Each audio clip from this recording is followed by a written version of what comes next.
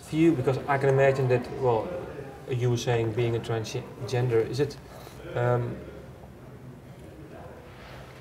is it now really incorporated in your music and your lifestyle? Has it always been that way, or is it something that you had to evolve, that transgender into your whole appearances in your music? It's just it's a very integral part of who I am, you know. So it can't really be separated. It's No, like but I mean, trying to take off your skin or something. I know what you mean, but I can imagine that 10 or 20 years ago it was maybe more that you're now more comfortable with everything, or was it back then also?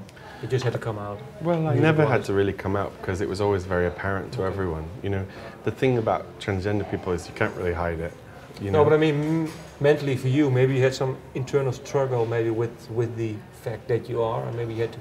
Well, what's amazing is also that the language to talk about these things is really growing. You know, Yeah. even in the last 5 or 10 years, like, and also the popular consciousness about these things has grown.